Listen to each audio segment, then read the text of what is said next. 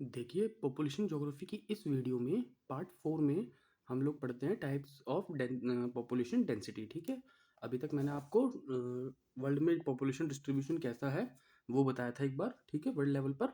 और अब हम पढ़ते हैं basically types of population density. ठीक है, तो देखिए ये आपको पांचों की तरह की जितनी भी डेंसिटी दी हुई है, 1 2 3 4 5, ये पांचों ही आपको अच्छे से याद होनी चाहिए। ठीक है, जैसे नॉर्मल मैथमेटिकल डेंसिटी क्या होती है, total population upon total area. ठीक है, और जो इकोनॉमिक डेंसिटी होती है आपकी, ठीक है, आर्थिक घनत्व, वो क्या है, total population upon total resources. अब देखो कोई याद करने का तरीका होता है कुछ, जैसे आपसे मैथमेटिकल पूछा जाए तो total population upon area, area हम लोग मैथमेटिक्स में पढ़ते हैं ना, इसलिए। इकोनॉमिक डेंसिटी की अगर जो बात की जाए, ठीक है, मैथमेटिकल के बाद आती है आपकी इकोनॉमिक, इसमें तो टोटल पॉपुलेशन तो रहेगी। तो हम लोग इकोनॉमिक में क्या पढ़ते हैं, रिसोर्सेज पढ़ते हैं, तो टोटल पॉपुलेशन अपॉन रिसोर्सेज। ठीक है, फिर आती है आपकी फिजियोलॉजिकल डेंसिटी, कायिक घनत्व। ठीक है, बहुत ज़्यादा इंपॉर्टेंट है ये, कायिक घनत्व मीन्स फिजियोलॉजिकल कहते हैं इसको। ठीक है, तो इसका क्या है, टोटल पॉपुलेशन तो वही है सेम ऊपर, ठीक है, अपॉन टोटल एग्रीकल्चरल एरिया। ठीक है, अब इसमें एग्रीकल्चरल एरिया क्यों ऐड किया गया, क्योंकि यहाँ पर सिर्फ हमें टोटल पॉपुलेशन जो है वो कितनी एनरोल है एग्रीकल्चरल एरिया में, उसका रेशो निकालना है हमें। ठीक है, हमें टोटल पॉपुलेशन का टोटल एरिया से नहीं है कि कंट्री का टोटल एरिया कितना है, हमें किससे है, कंट्री का टोटल एग्रीकल्चरल एरिया कितना है। ठीक है, टोटल एक कंट्री की पॉपुलेशन का टोटल कंट्री के एग्रीकल्चरल एरिया से क्या रेशो बनता है, वो चीज़ हमें निकालनी है, तो वो क्या होती है आपकी फिजियोलॉजिकल डेंसिटी। अब आता है कृषि घनत्व, इसे बोलते हैं हम एग्रीकल्चरल डेंसिटी। इसमें क्या होता है, कृषि कार्य में लगी कुल जनसंख्या, कृषि कार्य में लगी कुल जनसंख्या बटे कुल कृषि क्षेत्र। यानी अब टोटल पॉपुलेशन से मतलब नहीं है एग्रीकल्चरल डेंसिटी में, एग्रीकल्चर डेंसिटी का मतलब है कि टोटल पॉपुलेशन का वो वाला पार्ट जो एग्रीकल्चर में लगा हुआ है। सपोज टोटल पॉपुलेशन 10 है, ठीक है, उसका कितना है, सिर्फ 5 ही एग्रीकल्चर में लगा हुआ है, तो यहाँ पर ऊपर की तरफ क्या आ जाएगा, यहाँ पर 5। ठीक है, अपॉन टोटल एरिया कितना है, सपोज कीजिए टोटल एरिया कितना है, टोटल एरिया है 3। ठीक है, लेकिन कौन सा, कंट्री का नहीं, सिर्फ एग्रीकल्चर लैंड का, कि टोटल एग्रीकल्चर लैंड कितना है, तो उसके साथ जो रेशो हम लोग निकालते हैं वो होता है आपका एग्रीकल्चरल डेंसिटी। फिर आता है पोषण घनत्व। पोषण मीन्स क्या होता है, आप जानते हैं ना, पोषण घनत्व में क्या होता है, कुल जनसंख्या, इसमें पोषण किससे निकाल रहे हैं, पोषण तो पूरी जनसंख्या को चाहिए, तो टोटल पॉपुलेशन अपॉन खाद्य फसलों का क्षेत्रफल, यानी जिन फसलों को जो खाद्यान्न फसलें होती हैं, जैसे गेहूं, गन्ना, चावल, ठीक है, ये सब, जूट नहीं है खाद्यान्न फसल, कॉटन आपकी खाद्यान्न फसल नहीं है, ठीक है, तो उनको नहीं इंक्लूड किया जाएगा पोषण घनत्व में, वो फसलें जो पोषण प्रोवाइड करती हैं किसको, टोटल पॉपुलेशन को, तो टोटल पॉपुलेशन अपॉन वो फसलें, ठीक है, जो खाद्यान्न है उनका टोटल एरिया। ठीक है, टोटल पॉपुलेशन अपॉन वो फसलें जो खाद्यान्न के लिए महत्वपूर्ण है।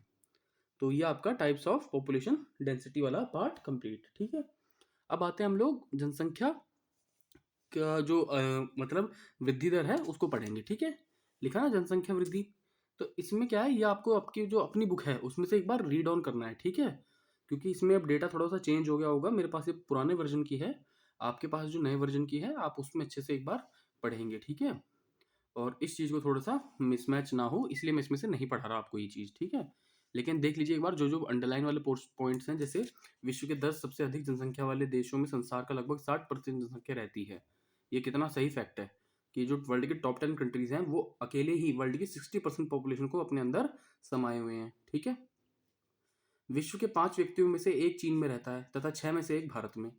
अब ये वाला डेटा इसलिए चेंज होगा क्योंकि इंडिया अब टॉप पे आ चुका है, चाइना को भी पीछे कर चुके हैं हम लोग। ठीक है, तो प्लीज़ ये जो अंडरलाइन किए हुए हैं ना मैंने पॉइंट्स, इन पे एक बार आप नज़र डाल लीजिएगा और कोशिश कीजिएगा कि जो आपके पास लेटेस्ट वर्जन की बुक है उसके डेटा के अकॉर्डिंग चलें आप। ठीक है, इस वाले पेज में जो जनसंख्या वृद्धि वाला पेज है ये आपको खुद पढ़ना है अच्छे से। ठीक है, और जो भी लेटेस्ट आपको डेटा मिलता है उसको हाईलाइट करना है। ठीक है, जैसे मैं आपको एक चीज़ अंदाजे बता देता हूँ, यहाँ पर लिखा हुआ है कि अफ्रीका की वार्षिक जनसंख्या वृद्धि दर 2.4%, आज विश्व के प्रमुख देशों में सबसे अधिक है। ये अफ्रीका क्या है, अफ्रीका कॉन्टिनेंट की बात हो रही है। अफ्रीका की सबसे अधिक आबादी वाला देश नाइजर में जनसंख्या वृद्धि दर 2.5% है। ये चीज़ तो आज भी फिक्स है कि अफ्रीका में आज भी जो टोटल फर्टिलिटी रेट है ना वुमेन्स का, वो सबसे ज़्यादा है। कहने का मतलब है एक वुमेन के अबव 5 बच्चे मिलते ही मिलते हैं। ठीक है, एट एन एवरेज। तो अफ्रीका में जो बर्थ रेट है वो बहुत हाई है, लेकिन डेथ रेट भी बहुत हाई है, क्योंकि वहाँ पर थोड़ा सा ना महामारियाँ वगैरह ज़्यादा होती रहती हैं। तो अफ्रीका का जो मतलब पॉपुलेशन ग्रोथ रेट है वो बहुत ज़्यादा है, ठीक है। लेकिन ये क्या परसेंटेज है अभी, ठीक है, वो चीज़ आप अपनी बुक से मैच करेंगे। ये कॉन्टिनेंट एकदम सही है कि हाँ अफ्रीका में सबसे ज़्यादा होती है। अब आपको अपनी बुक से क्या करना है कि अधिक वृद्धि दर वाले देश कौन कौन से हैं, टॉप 3 उनका याद रखना है, ठीक है। अत्यधिक वृद्धि दर, सॉरी, उसके बाद आएगा अधिक वृद्धि दर वाले देश कौन कौन से हैं, और सबसे लास्ट में आपके पास आएगा मध्यम वृद्धि दर वाले, ठीक है। और फिर मध्यम वृद्धि दर के बाद आपका लास्ट बच जाता है क्या, न्यून वृद्धि दर वाले, ठीक है। ये लिखा है ना, न्यून वृद्धि दर वाले देश, ठीक है। तो इस चीज का आप थोड़ा ख्याल रखना कि ये चारों जो पॉइंट हैं, अत्यधिक, अधिक, मध्यम और निम्न, ये वृद्धि दर में आपके टॉप दो दो तीन तीन देश आपको याद होनी चाहिए कौन है, ठीक है। ये डायरेक्टली पूछ लेते हैं आपसे। अब आप देखिए इसमें एक नई चीज है कि जनसंख्या की समस्याएं, ये आपको बहुत कॉमन है, आप खुद भी पढ़ सकते हैं, इसमें कुछ ऐसी जरूरत नहीं है। जनसंख्या तीव्र गति से बढ़ रही है, अपने आप में समस्या है। बेरोजगारी बढ़ रही है, खाद्य एवं पोषण आहार की समस्या हो जाएगी, ठीक है। लोगों का लाइफ स्टैंडर्ड जो है निम्न वो लो हो जाएगा। कृषि का पिछड़ापन, ठीक है। जनसंख्या बढ़ेगी तो एग्रीकल्चर प्रेशर बढ़ेगा, तो टेक्नोलॉजी इतनी ना होने की वजह से एग्रीकल्चर पिछड़ जाएगी। औद्योगिक पिछड़ापन आ जाएगा। तीव्र नगरीय वृद्धि होगी, जो लोग अभी गाँव में रह रहे हैं पॉपुलेशन बढ़ते बढ़ते बढ़ते बढ़ते मेट्रोपोलिस मेगालोपोलिस में कन्वर्ट हो जाएंगे, ठीक है। प्रदूषण की समस्या, तो ये सब चीज़ आपको बेसिकली पता होगी क्या है क्या नहीं, ठीक है। अल्प जनसंख्या की समस्या, अल्प जनसंख्या की समस्या मतलब पता क्या होता है, देखिए ये वाला पॉइंट जो 9th पॉइंट है बहुत इंपॉर्टेंट है, ये आपको अपनी बुक में से भी पढ़ना है। ये कहते हैं कि अल्प जनसंख्या मतलब है कि देखो दो चीज़ें होती हैं। एक होता है कि हमारे पास अगर जो 10 प्लेट हैं तो उनको खाने वाले कम से कम 12 हों तो भी बात चल जाएगी, 15 हों तो भी एडजस्ट हो जाएगा, है ना। थोड़ा कम कम कर लेंगे। लेकिन अगर जो 10 प्लेट है और खाने वाले हैं 50-60, तो वहाँ पर क्या दिक्कत है कि पॉपुलेशन बहुत ज़्यादा है, रिसोर्सेज कम है। अब ये जो अल्प जनसंख्या वाली समस्या है, इसमें क्या होता है कि प्लेट्स तो हैं 10, खाने वाले हैं 3-4 ही बस, ठीक है। तो इससे दिक्कत क्या होती है, इससे दिक्कत क्या होती है कि रिसोर्सेज ऐसे के ऐसे ही रह जाते हैं, ठीक है। और रिसोर्सेज का सही उपयोग नहीं हो पाता, क्योंकि पॉपुलेशन कम है। तो इस वजह से भाई कहाँ तक के रिसोर्सेज यूज करेंगे हम लोग। अब ये कंट्रीज आपको याद होनी चाहिए कि जहाँ पर कम जनसंख्या वाली समस्या है कि जनसंख्या कम है रिसोर्सेज ज़्यादा है, उल्टी सिचुएशन है। जैसे ब्राज़ील, कोलंबिया, पेरू, जायरे, रूसी साइबेरिया, कजाकिस्तान, उज्बेकिस्तान, ये जितने भी स्थान है ना ये सारे एशिया में मिलते हैं। कजाकिस्तान, उज्बेकिस्तान, तजाकिस्तान, तुर्कमेनिस्तान, ऐसे कुछ देश हैं जहाँ संसाधन की प्रचुरता है। देखिए कितनी बड़ी बात है, संसाधन प्रचुर हैं, परंतु जनसंख्या कमी के कारण संसाधनों का समुचित उपयोग नहीं हो पाता, ठीक है। तो ये बहुत ज़्यादा इंपॉर्टेंट है आपके लिए, ये आपको करना है। विकसित देशों की समस्याएं, देखिए हम कौन सी कंट्रीज में आते हैं, हम आते हैं developing countries. We are not developed country, we are a developing country. तो ये तो डेवलपिंग कंट्रीज की प्रॉब्लम मैंने आपको बताई, जनसंख्या बढ़ रही है, बेरोजगारी, खाद्य समस्या, कृषि का पिछड़ापन, औद्योगिक पिछड़ापन, तीव्र नगरीय वृद्धि। लेकिन अगर हम डेवलप्ड कंट्रीज की बात करें तो वहां पर भी तो कुछ ना कुछ पॉपुलेशन प्रॉब्लम होती है। कौन कौन सी हैं, पहला, अनुत्पादक जनसंख्या की अधिकता। देखो मैं एक एक पॉइंट समझाता हूँ आपको। लिखा है अनुत्पादक जनसंख्या, अनुत्पादक जनसंख्या की अधिकता। अनप्रोडक्टिव पॉपुलेशन की जो रेशियो है वो बहुत अधिक है। कैसे अधिक है, एक चीज आप इसको लॉजिकली समझिए। देखिए जो डेवलप्ड कंट्रीज की पहली प्रॉब्लम हमने है वो हमारे सामने क्या है, अनुत्पादक जनसंख्या की अधिकता। मीन्स जो अनप्रोडक्टिव पॉपुलेशन है वो बहुत ज्यादा है। अब अनप्रोडक्टिव पॉपुलेशन का मतलब क्या है, वो पॉपुलेशन जो अब काम नहीं कर सकती, यानी किसकी बात हो रही है, जो ओल्ड एज वाले लोग होते हैं उनकी बात हो रही है, ठीक है। अब डेवलप्ड कंट्रीज में प्रॉब्लम क्या है कि आप जानते हैं डेवलप्ड कंट्रीज में फैसिलिटीज की तो कमी होती नहीं है। मेडिकल भी अच्छा है, हाउसिंग भी अच्छी है, फूड भी अच्छा मिलता है ना। और इससे बड़ी बात जितने मतलब कि उनके लिए प्रॉपर शेल्टर्स हैं उनके ट्रीटमेंट के लिए, जो बड़े बुजुर्ग होते हैं। तो जिससे उनकी क्या होती है, जीवन प्रत्याशा, लाइफ एक्सपेक्टेंसी जिसे कहते हैं, जीवन प्रत्याशा क्या होती है कि कहाँ तक जिएगा, ठीक है। तो वो बढ़ जाती है। कैसे बढ़ जाती है, मान के चलिए अभी कहा जा रहा है कि 60 साल तक जी रहे हैं बस, ठीक है, बोलचाल की भाषा में। अब जब अच्छा मेडिकल, हाउसिंग, फूड मिलेगा तो यही बुजुर्ग 60 से 90 तक आराम से पहुंच सकता है, ठीक है। 85 तक आराम से, सॉरी, 80 to 90 इजीली पहुंच सकता है यही बुजुर्ग, ठीक है। ज़्यादा नहीं कहूँगा तो कम से कम मान के चलिए कि 90 तक तो इजीली जा सकता है, अगर जो ये सारी अच्छी फैसिलिटीज़ मिल रही हैं। लेकिन कहाँ मिलती हैं, डेवलप्ड कंट्रीज़ में मिलती हैं। जिस वजह से क्या होता है उसकी एज बढ़ गई। अब 60 साल की एज में उसने काम करना बंद कर दिया, तो 60 से 30 साल का जो गैप आया है बीच में, ठीक है, इसको कौन रिकवर करेगा। इसमें तो वो कुछ कंट्री के लिए कर ही नहीं रहा, है ना। कंट्री में क्या एड ऑन कर रहा है वो ये बताइए मुझे। कंट्री ने उसको मेडिकल कार्ड दिया, उसको घर दिया हुआ है, ठीक है। उसको फूड की कोई ऐसी प्रॉब्लम नहीं आ रही एक तरीके से, या मान के चलिए कोई अलाउंस दे रही है कंट्री रिटायरमेंट के बाद उसको, एक तरीके से अच्छी सब फैसिलिटीज़ मिल रही हैं, तो 60 साल के बाद तो देश कुछ करके दे नहीं रहा। तो ये जो 30 साल का जो मतलब गैप आ रहा है, लाइफ एक्सपेक्टेंसी बढ़ रही है उसकी, ठीक है, ये एक्सपेक्टेंसी बढ़ने की वजह से अब क्या है कि इनकी तो एज चल रही है अच्छी खासी, लेकिन जो यूथ है, कौन यूथ, ठीक है, जो 35 या 40 तक की एज ग्रुप वाले लोग हैं जिनको सबसे ज़्यादा नीड है, ठीक है, अब इन पे प्रेशर पड़ता है। समझ रहे हैं आप इस चीज़ को? यानी अच्छी फैसिलिटीज़ होने की वजह से बुजुर्ग लंबे जीते हैं, जिस वजह से क्या होता है, ये अनप्रोडक्टिव हो जाते हैं एक टाइम बाद। अनप्रोडक्टिव होने की वजह से इनकी पॉपुलेशन बढ़ जाती है, और इनकी पॉपुलेशन जो होती है यूथ की, इस पर इफेक्ट पड़ता है। तो एक तरीके से देखा जाए तो ये भी तो मतलब कहीं ना कहीं कंट्री की डिग्रेडेशन की बात होती है ना। तो ये वाली बात यहाँ कही जा रही है कि डेवलप्ड कंट्रीज में ये प्रॉब्लम होती है। हमारी तो ऐसी हालत नहीं है डेवलप्ड कंट्रीज में कि भाई मतलब बुजुर्ग है 60 साल के बाद अगर जो अच्छी फैसिलिटी नहीं मिल रही तो ज़ाहिर सी बात है वो मर जाते हैं, ठीक है। लेकिन डेवलप्ड कंट्रीज में उनकी थोड़ा अच्छे से ख्याल रखा जाता है, इस वजह से वो थोड़ा सा मतलब लंबे जी जाते हैं। इसका सबसे अच्छा एग्जांपल क्या है आपके सामने? जापान। जापान में इसलिए कहा जाता है कि 90-90 साल तक बुजुर्ग जी जाता है, क्योंकि फैसिलिटीज़ अच्छी मिलती हैं। इंडिया में नहीं जीते, ठीक है, because of lack of facilities, और बहुत महंगा है मेडिकल ट्रीटमेंट वगैरह।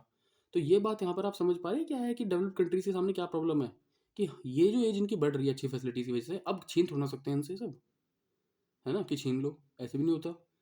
तो ये जो इनकी एज को फ़ायदा मिल रहा है, कहीं ना कहीं प्रेशर इस पे तो पड़ेगा यूथ पे। जब इनको कोई प्रॉफिट मिल रहा है ये सब फैसिलिटी का, तो यूथ पर भी तो इफेक्ट पड़ेगा इस वजह से, ठीक है। आपने देखा होगा, देखो, एक बात है, थोड़ा सा बिटर है, बिटर मीन्स कड़वा है लेकिन सच है। अगर टाइम से रिटायरमेंट की रखी जाए ना, गवर्नमेंट ने फिक्स करे कि हाँ इसके बाद वो कहीं कुछ काम नहीं करेगा। अब क्या होता है कि यहाँ से यहाँ तक तो उसने काम करा, चलो उसको थोड़ा सा एक्सपीरियंस की वजह से 5 साल और दे दिए। आप ये जो 5 साल उसको और काम पे रख रहे हो, आप ये मान के चलिए 5 साल यूथ के छीन के दे रहे हो आप इसे। इस बुजुर्ग को आप 5 साल छीन के दे रहे हो, किसके? यूथ के। आप यूथ को रखो ना टाइम से। आप क्यों यूथ की जितनी जाने दे रहे हो? सबसे अच्छा एग्जाम्पल मैं आपको देता हूँ। सपोज कीजिए किसी ने 55 साल तक सेवा दी किसी डिपार्टमेंट में, ठीक है। अब उसके बाद किसी यूथ को भी तो रख सकते हो आप, उसको ट्रेनिंग दो, उसको रखो। लेकिन ये लोग क्या करते हैं, ठीक है 55 साल तक इसको रखा तो इसको 5 साल और, जो 55 साल तक इसको रखा, तो एक काम करो कि इसको हम लोग ज़्यादा नहीं, ज़्यादा तो 5 साल के लिए, ठीक है, या चलिए 5 ही मान लेते हैं, ठीक है। हम इसको 5 साल के लिए और आगे देते हैं, ठीक है, अपना टेन्योर देते हैं। अब इसको तो 5 साल का और मिल गया टेन्योर, ठीक है। तो यूथ कहाँ जाएगा? यूथ को भी तो चाहिए ना जॉब। इसलिए गवर्नमेंट को थोड़ा सा कहा जाता है कि रिटायरमेंट की एज फिक्स करे, और उसके बाद जितना जल्दी हो सके यूथ को आगे चांसेस दे वो, ठीक है। इसलिए देखो थोड़ा बहुत ना, ये जो हमारे कंट्री यूथ है, ये बात सही वही बोलते हैं कि यार हम लोग ना इस चक्कर में बहुत पीछे रह जाते हैं। तो ये जो बोलते हैं ना कि 5 साल और बढ़ा दिए और संविदा पे और कर दिया, वो सिस्टम नहीं होना चाहिए। एक बार आपने जॉब कर ली, लास्ट आपको फाइनल रिटायरमेंट हो गया तो हो गया। तो ये प्रॉब्लम जो है, ठीक है, समझ में आया आपको? अनुत्पादक जनसंख्या की अधिकता। अब आते हैं अकुशल श्रमिकों का अभाव। अकुशल श्रमिकों का अभाव का मतलब क्या है? देखिए, अच्छी बात है ना ये तो, कि अकुशल श्रमिक कमी होनी चाहिए। अकुशल मीन्स अनस्किल्ड, ये कमी होनी चाहिए। लेकिन इनका अभाव है कहाँ पर? जर्मनी, स्विट्जरलैंड, ऑस्ट्रेलिया जैसे विकसित देशों में शिक्षित एवं कुशल श्रम पर्याप्त मात्रा में उपलब्ध है, परंतु अकुशल श्रम का काफी अभाव है। दिक्कत वाली बात पता है इसमें क्या है? जब सारे ही पढ़े लिखे श्रमिक हैं, लिखा है ना, शिक्षित और कुशल, स्किल्ड हैं और एजुकेटेड हैं, तो भाई वो सस्ते में काम क्यों करेंगे? इंडिया की लेबर क्यों जाती है दुबई या अमेरिका काम करने के लिए? क्योंकि जहाँ अमेरिकन को पर डे, उनको ज़्यादा नहीं तो पर डे एक अमेरिकन को 30 या 40 या $50 देना पड़ रहा है काम के लिए, वहीं एक इंडियन $15 में काम करने को तैयार है। तो इस वजह से वहाँ पर क्या है, ये एक प्रॉब्लम है। आपको लग रहा होगा कि अच्छी बात है कि अकुशल श्रमिक का कमी होनी चाहिए कहीं भी, लेकिन नहीं, इनकी भी पॉपुलेशन होनी चाहिए, जिससे क्या है, बैलेंस बना रहता है। अगर सब पढ़े लिखे जाएंगे तो काम कौन करेगा बाकी, ये भी तो सोचिए आप, ठीक है। तो इस वजह से उनके रेट बहुत हाई होते हैं, जिस वजह से कंट्री में डिसबैलेंस हो जाता है। नगरीकरण की समस्या तो आप जानते ही हैं, ओवर अर्बनाइजेशन, ये तो कॉमन है। और पॉल्यूशन होगा ही होगा जब पॉपुलेशन ज़्यादा होगी। तो ये आप एक तरीके से ना, मतलब इन प्रॉब्लम्स को अपने ऊपर लेके मत सोचिए, इन प्रॉब्लम्स को डेवलप्ड कंट्रीज के ऊपर लेके सोचिए, ठीक है। तो आपको ये अच्छे से क्लियर होगी चीज़ें। तो ये आप, अब हम थोड़ा सा इसको क्लोज करते हैं। नेक्स्ट वीडियो में हम लोग पढ़ेंगे पॉपुलेशन से रिलेटेड थ्योरी, जनसंख्या के सिद्धांत, ये जो नीचे दिया हुआ है, ठीक है। ओके।